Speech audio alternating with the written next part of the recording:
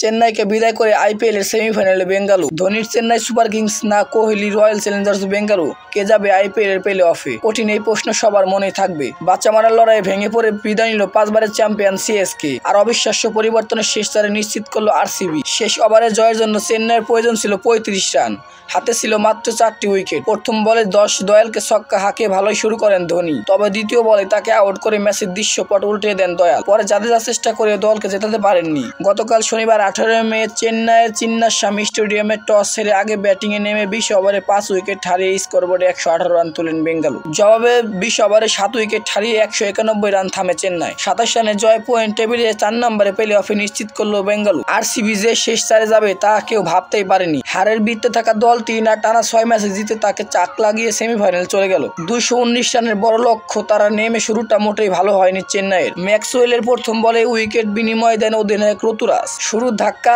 সামাল দিতে পারেনি চেন্নাই। দলীয় 19 রানের মাথায় হারায় এক ব্যাটার ড্যারিল মিচেলকে। 6 বলে 4 রান করে প্যাভিলিয়নে ফিরে নেয় ব্যাটার। এর আগে প্লে অফে যেতে হলে বড় স্কোর করার পাশাপাশি চেন্নাইকে 18 রানের বেশি ব্যবধানে হারাতে হবে, এমন সমীকরণ মাথায় রেখে ব্যাটিংয়ে নামে দুই ওপেনার বিরাট কোহলি ও হাফ ডু প্লেসিস। নেমেই উড়ন্ত শুরু করেন এই দুই ব্যাটার। মাত্র 3 ওভারে স্কোরবোর্ডে তোলেন 31 রান। এরপরই হানা দেয় বৃষ্টি। খেলা বন্ধ থাকে 40 মিনিট। বৃষ্টির পর ব্যাটিং নামে এই ধারাবাহিকতা ধরে রাখে স্বাগতিকরা। পাওয়ার প্লে 6 ওভারে কোনো উইকেট না হারিয়ে স্কোরবোর্ডে তোলেন 82 রান। পরবর্তী দলীয় 72 রানের মাথায় কোহলির বিদায় ভাঙে এই জুটি। 29 বলে 47 রান করে স্লান্টনারের বলে সাজঘরে ফিরে নেয় তারকা ব্যাটার। কোহলির বিদায়ের পর রজত পাতিদারকে সঙ্গে নিয়ে দলকে এগিয়ে নেয় হাফ ডু প্লেসিস। এই জুটিতে যোগ হয় আরো 41 রান। দলীয় 113 রানের মাথায় আউট হন হাফ ডু প্লেসিস।